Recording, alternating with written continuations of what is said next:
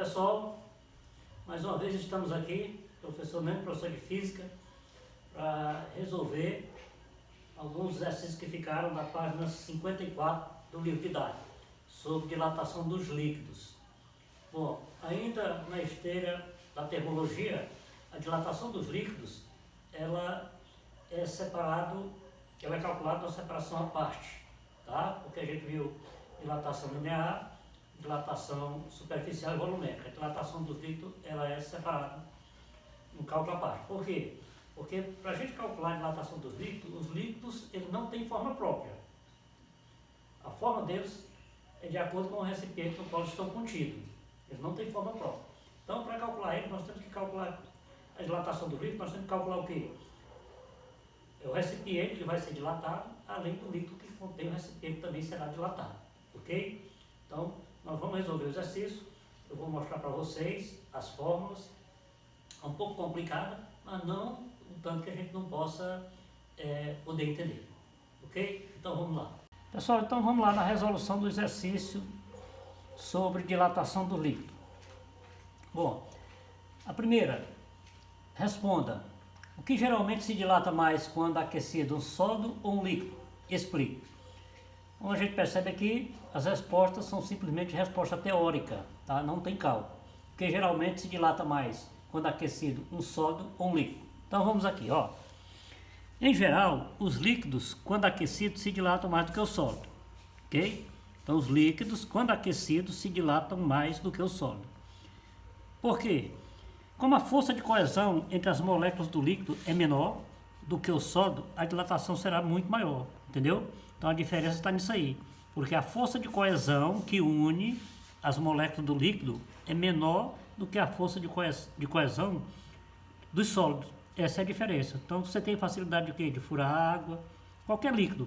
Diferentemente do que o sólido, a força de coesão das moléculas dele é muito mais forte, é muito unida, tá? Então essa é a resposta. Na letra B, existem outras substâncias, além da água, que apresentam um comportamento diferente na sua dilatação? Explique a razão caso tu hajas tais substâncias. Existem outras substâncias, além da água, que apresentam um comportamento diferente na sua dilatação? Explique a razão caso haja tais substâncias. Então vamos cá. Sim, existe. Nós temos, por exemplo, na tabela periódica, nós temos os metais antimônio, galho e germânio. Eles têm as características parecidas com o comportamento da água quando se trata de dilatação, ok? Porque as moléculas atômicas dessa substância apresentam uma tensão molecular, que é a tensão molecular, ou seja, elas sofrem um estresse dentro da sua estrutura capaz de aumentar a energia interna, ok? Isso é tensão molecular lá em química. Assim, elas podem se afastar ou se aproximar facilmente. Dessa forma, pode mudar não só o comprimento, mas também seu estado da matéria. Então, esses três aqui, antimônio, galho e o germânio, são substâncias que apresentam comportamento diferente na dilatação, assim como a água. Devido que a tensão molecular, né, eles vão sofrer um estresse dentro da estrutura molecular deles e lá a energia interna vai aumentar. Eles podem se afastar ou se aproximar muito fácil, as moléculas. Dessa forma, pode mudar não só de comprimento, mas também de estado de matéria. Ok? Letra C. Qual a razão para o gelo ser menos denso do que a água? Por que o gelo é menos denso do que a água? Menos pesado, né? No linguajar mais popular, a gente chama menos pesado. Menos denso seria pesado. Olha aqui. Quando em estado sólido, as pontes de hidrogênio da água, geralmente existem grandes vazios entre suas moléculas. Então, a fusão rompe com essas ligações, resultando na redução do volume. Então, por que o gelo é menos pesado, menos denso do que a água? Porque quando em estado sólido, o gelo é sólido. As pontes de hidrogênio, que constituem as moléculas da água, porque a água é o quê? H2O, duas moléculas de hidrogênio com uma de oxigênio, não é isso?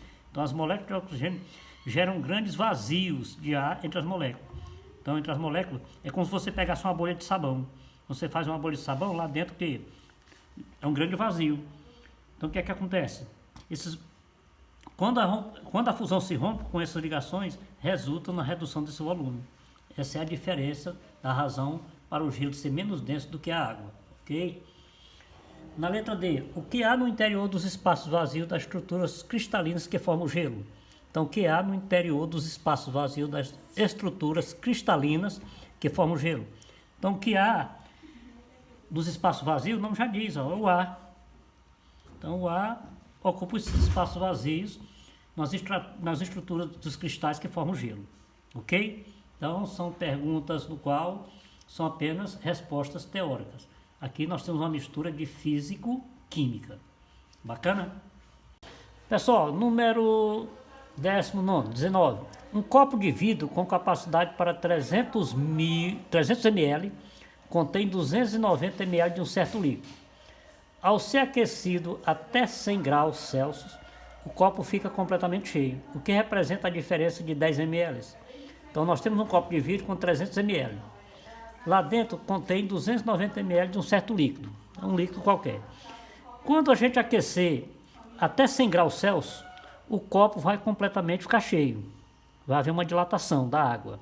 O que representa essa diferença? Que era 290 para 300.